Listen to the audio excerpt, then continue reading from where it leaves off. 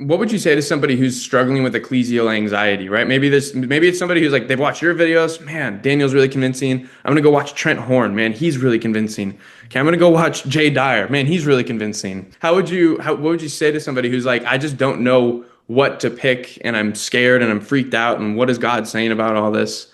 Yeah, I don't know. Talk to that person for a minute.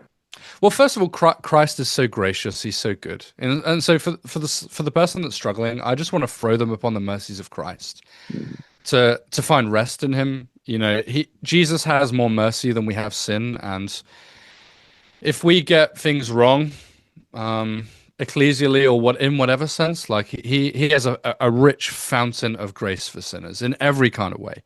So whether that's getting the wrong church or clicking on the wrong website or saying the wrong word in the heat of the moment, whatever sin it is, or whatever situation you find yourself in, Christ is so gracious and merciful. And I think you sort of put your finger on the problem. The problem is maybe a part of the problem is online stuff, right? Yeah. And I'm saying that, and we both do online stuff. So, Right. but it can be a problem. Too much information, and also reading church history can be overwhelming.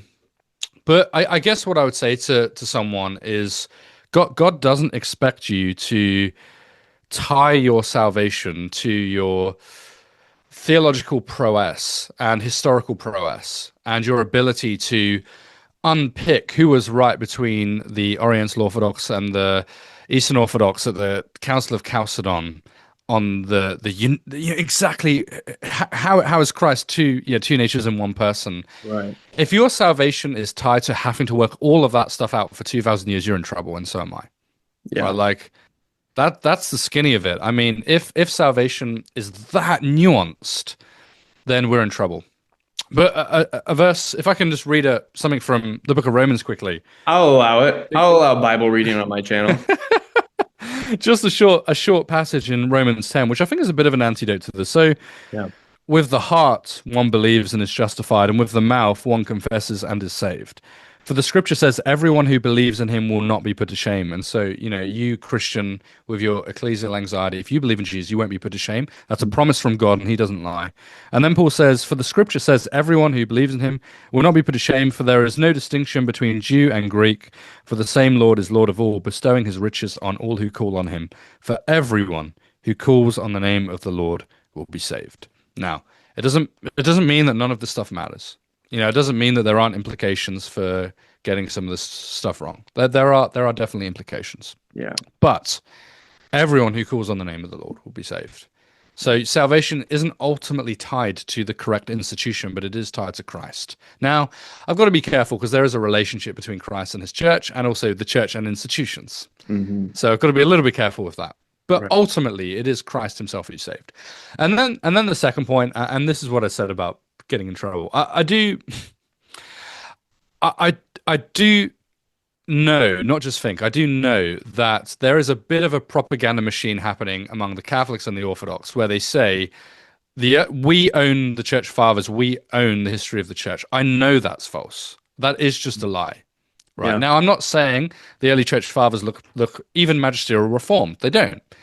But this is the key, right? They don't look Roman Catholic and they don't look Eastern Orthodox. They just look early church with all Yeah. of their own idiosyncrasies and their own historical fights that they're having. They look different. Now, in some ways they look Catholic, in some ways they look Orthodox, in some ways they look Protestant.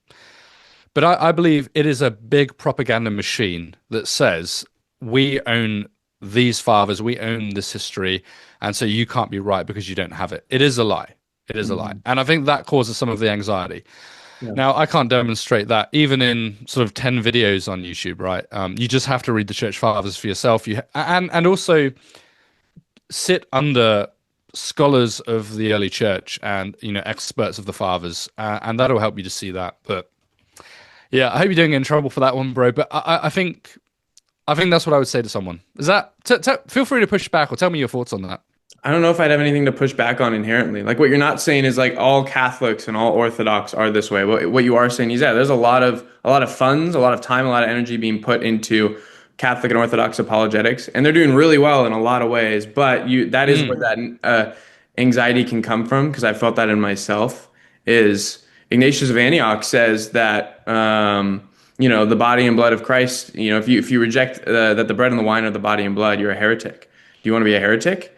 And you go, no, I don't want to be a heretic. And so they go, okay, well, the only option is to be Catholic and Right. maybe Orthodox, right? Or vice versa. You could be Right. Orthodox or Catholic. And then they don't mention, again, because evangelicalism, especially in the West, is so massive, they don't mention that Protestants also believe that too.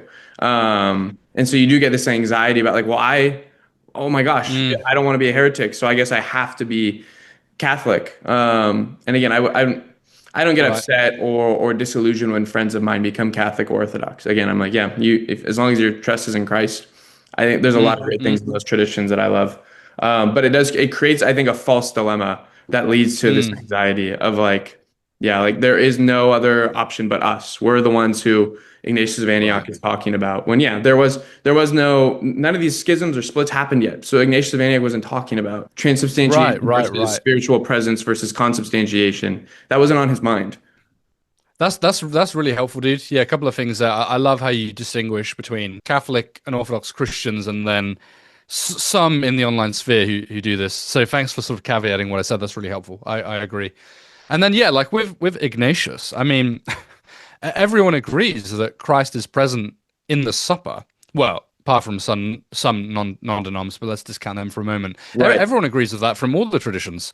The question is, what exactly does it mean?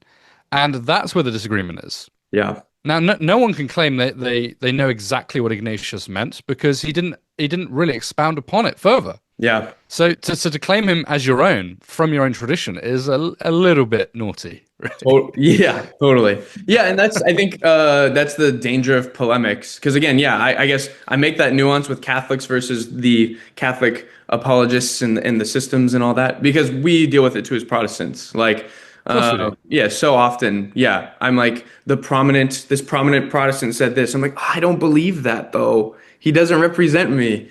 And I mean, maybe that's neither here nor there. I think what I'm trying to say is, yeah, like what you've said. None of us own Ignatius of Antioch. Ignatius of Antioch, Right. he wasn't talking about his theology of the Eucharist.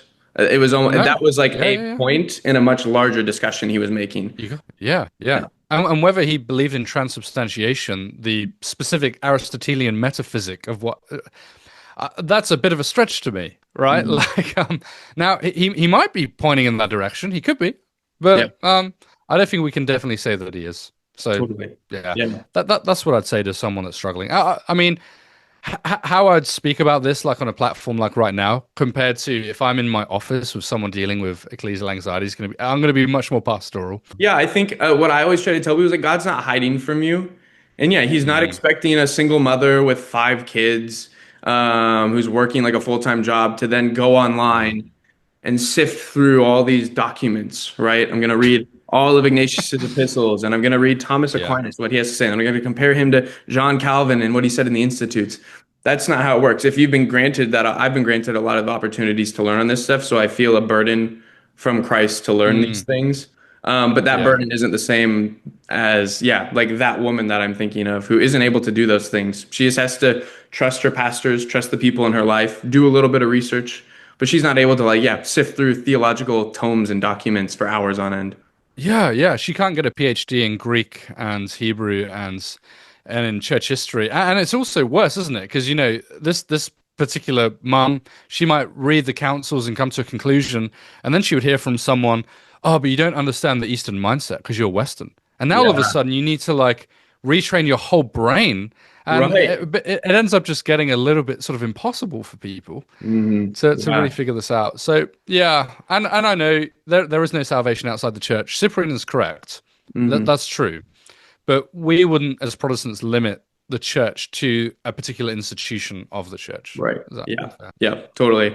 Yeah. There's room for you to know Christ. Yeah. Again, like you said, even John Calvin and Martin Luther would look at the Roman Catholic Church and say, as much as we hate what's going on, they're brothers. Like it's a true Mm, church.